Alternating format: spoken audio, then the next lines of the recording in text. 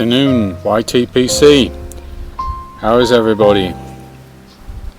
Just getting a nice Indian summer, as we used to call it in England, which is the early autumn summer, which is sunny and blue sky, but nice dry air and not too hot, 27, something like that. Very nice.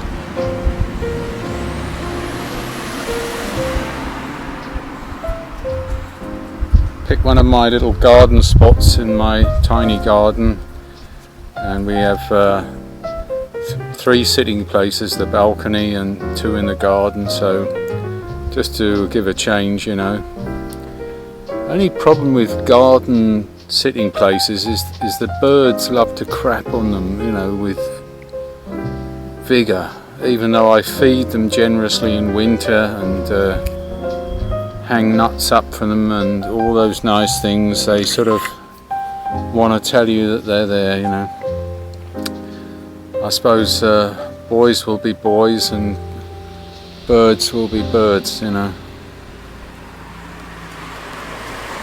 Just nature, you have to take it philosophically.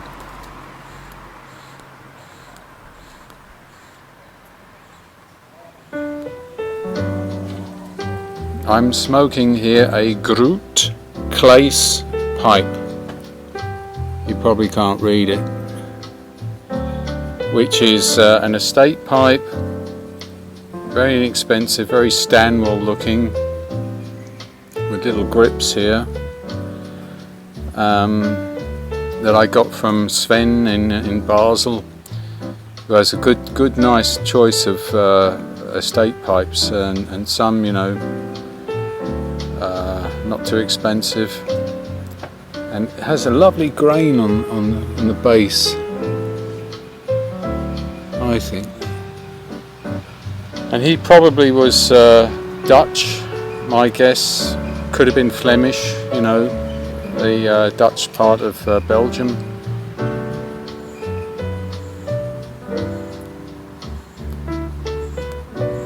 One of those many pipe makers who have more or less disappeared. I think there's almost nothing to find in the literature about him.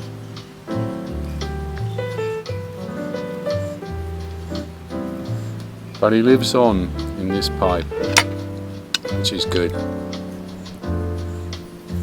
Sherlock Holmes Tampa, Peterson, made of pewter, I think.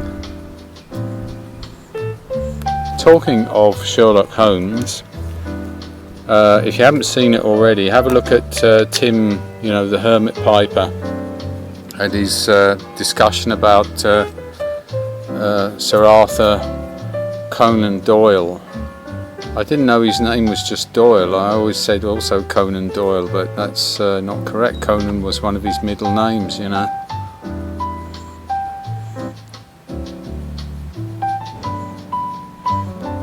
Really good, really interesting. As a VR, of course, to the Victorian Piper's gore, but well done, Tim. It was really quite enlightening. A lot of things I didn't know. Well, I was supposed to, in this video, and will in fact, talk about Hemel Hempstead. Hemel Hempstead was me making my own blend out of this, which is hemp, not narcotic cannabis, it's hemp.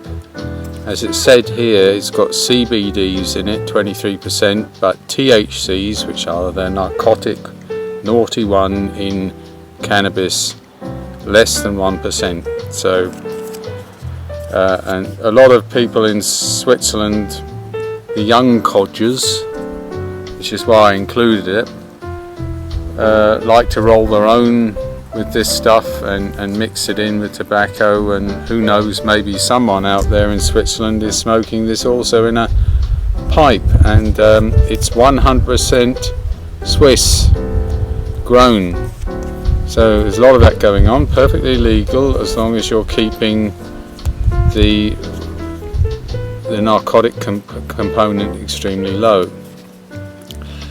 And of course it begs the discussion about hemp in the past, and Hemel Hempstead, which is the town in the UK which got its name because it grew so much hemp. And in the old days, hemp was used for the twine and rope making and all kinds of paper making later on, and stuffing pillows and all kinds of things. And here's a quick look at Hemel Hempstead town centre. Until it was replaced by other materials, but the town is still there and has quite a history, and had one of the last working paper mills in the UK, and I think still is running one as a museum.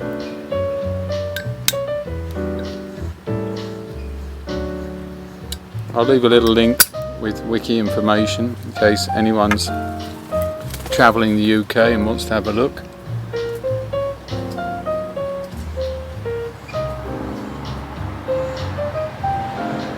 Just had a bird flutter there like it was injured, but I think it was just chasing insects. Yeah. Well,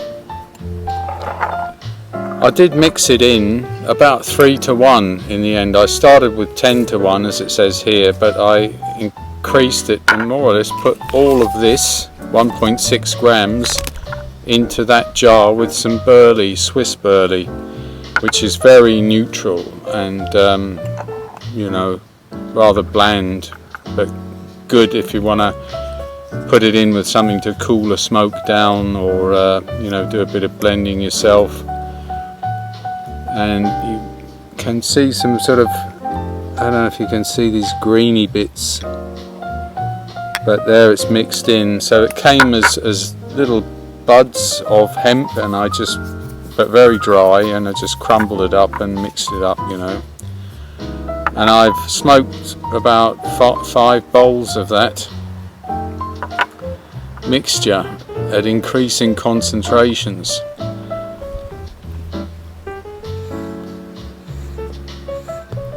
Well, it certainly doesn't give you any kind of rush, in case anyone was wondering that. Yesterday I did a couple of high strength bowls. The last bits of this I crumbled, really it must have been like 1-to-1 with tobacco. I was very tired yesterday because I'd done a lot of stuff, and all our silver plates and stuff like that I'd polished up. It's only silver plate, it's not solid silver, so don't get the wrong idea.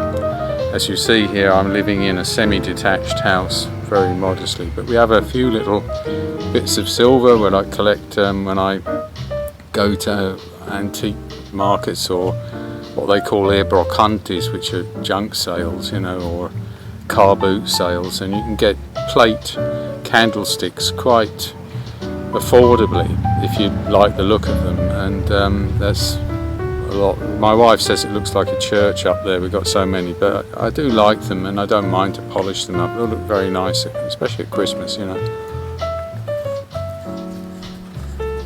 Anyway, I was knackered, so just smoking and relaxing with this was very relaxing. Maybe helped by the fact that I was so tired, but probably what I can say about it is there's not a lot of taste coming from this. A bit of herbal greeny sort of in the aroma, and tiny bit in the taste, but really for my taste buds at least not much. You know, I wouldn't have known if someone had put it in there and gave it to me and said this is just your Swiss Burley. I wouldn't have known the difference.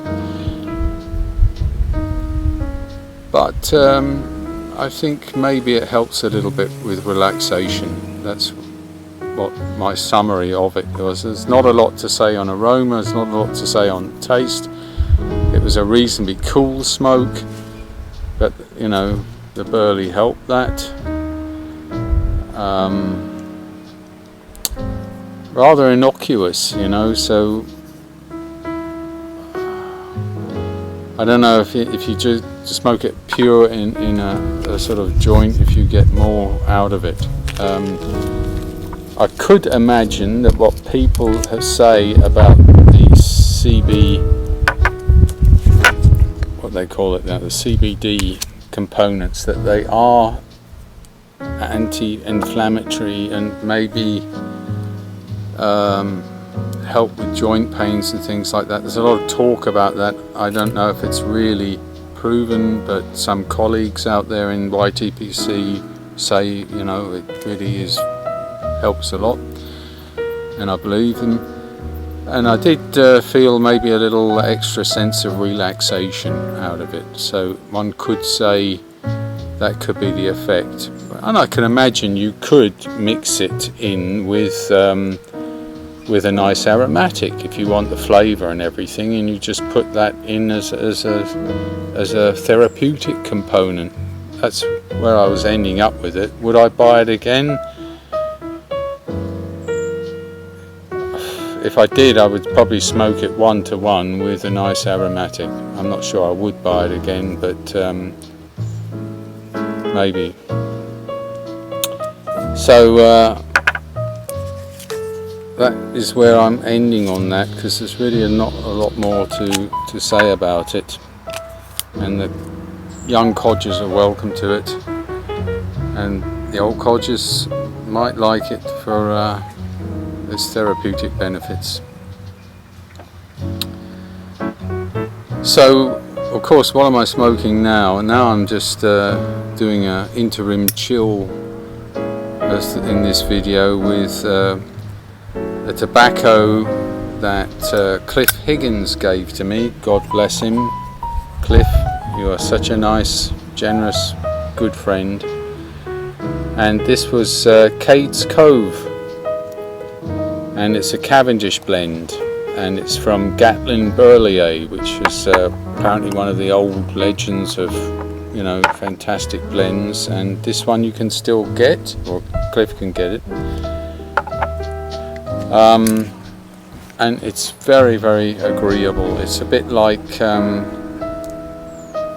1Q, but it's not 1Q. I mean, some reviews and tobacco reviews said you'd almost be tricked. I think there's some nice differences in the flavour here.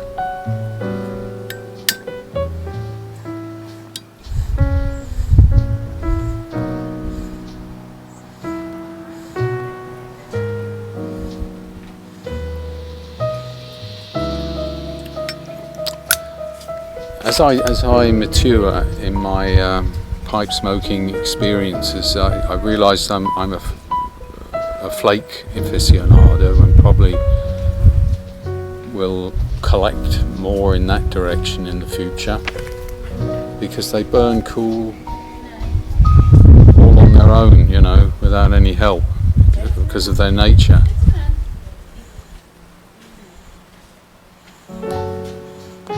And the other thing is, I like black Cavendish because, again, it's on the cooler side. It's generally sweet, especially if it's black Cavendish, and suited to aromatics. So one is finding a little bit the bias that one has in the pipe smoking journey, which is always evolving. So who knows what I'm saying to you in a couple of years from now, but that's at least where my arrows are pointing a bit.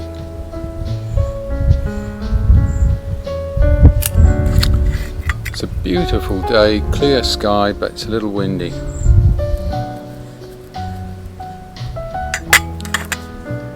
And I should probably have dried the tobacco a little bit after having jarred it.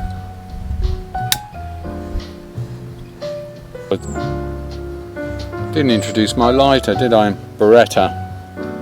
Actually, one of the first nice ones I got. This is a solid silver, and I got it because I've got a nice collection of Beretta pistols, and they had a special offer on this, so I course it's Zippo style, gas insert, pipe insert, but lovely lighter. Just so you know, my experiments on Zippo fuel saving methods are progressing. I'm getting a lot of data which I'm putting into an Excel spreadsheet, and I'm totally confident that I will have at least 3 things you can do to significantly prolong the fuel life of your Zippo, but I'm not going to tell you what they are. No, I will, but I just want to get the data conclusive that I'm not jumping the gun. For those of you who says, well, within a day or two it's the fuel is gone, I definitely can take it to a week. I'm sure of that, absolutely.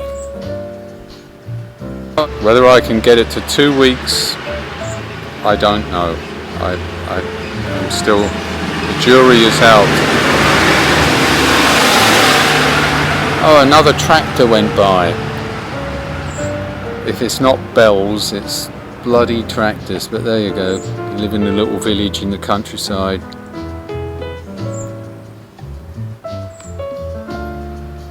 This is really good, Cliff, huh? How did you... Well, you knew. He knows me. He knows I'm a sweet tooth aromatic guy and a Cavendish guy, and if you've got a chance to try this one,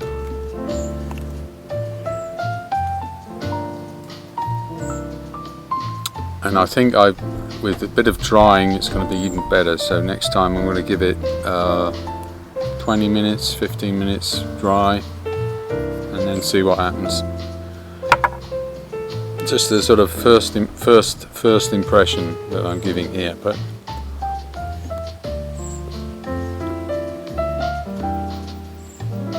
see, I can enjoy this immediately and very much, and it's easy on the tongue, whereas this sort of thing is much more hard work, you know.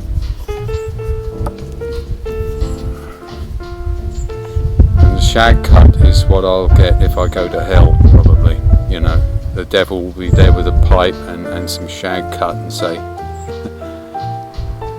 you know, lovely. It's getting better all the time. So I imagine in about a week or so I should have the data presentable, and we can talk about the measures to save Zippo fuel. I don't know about you, but of course, you know, I'm all collector of everything that's collectible, to do with pipe smoking, sometimes other things as well. So I'm collecting a few more lighters along the way. And it's been a very interesting experience because I found these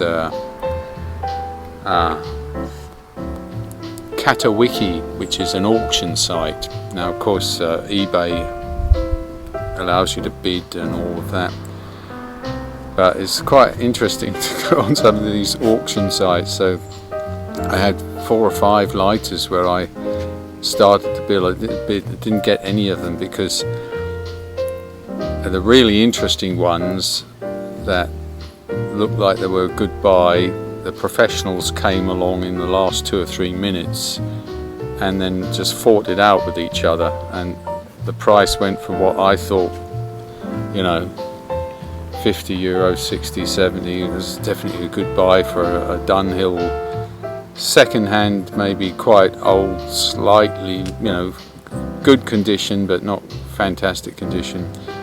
I thought, you know, it's only plate in the end, gold plate or silver plate, but you know, these guys went well over €100 to get those. And by the time you're at that price, you can find them on eBay as well.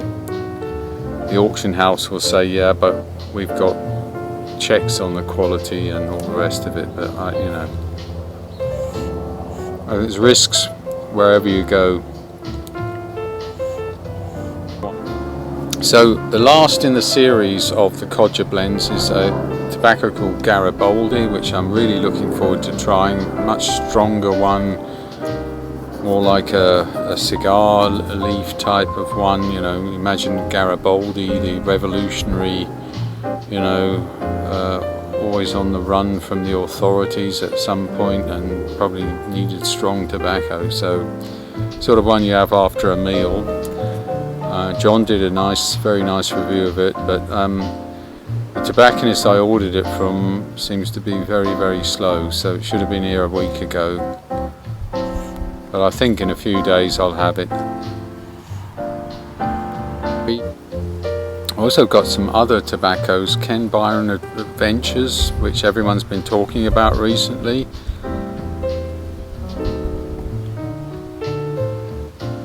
Deep fired cherry and the Burley morning, those two I've got and I've jarred them up.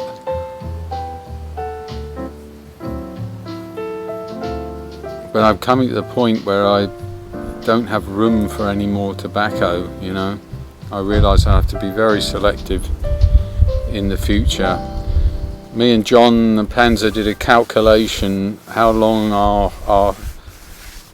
tobacco sellers are going to last us at a sort of normal rate of smoking, and both of us exceeded our lifespan by several times.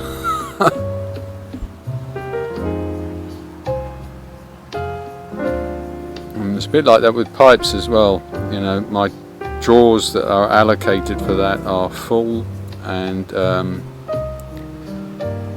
the only way I should really get a new pipe is if one breaks or burns out or whatever. Anyway, that's it I think for this video. See you for Gariboldi in a few days. And I've got some other ideas brewing that we can talk again soon on other things. So I hope everyone's keeping all right. Stay on the ball, you know, don't let your guard down that you get this terrible thing.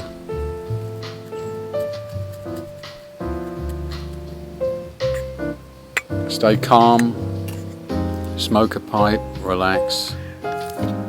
Remembers that there's always this. What a comfort it is. Huh? Take care everyone. Cheers. Bye bye.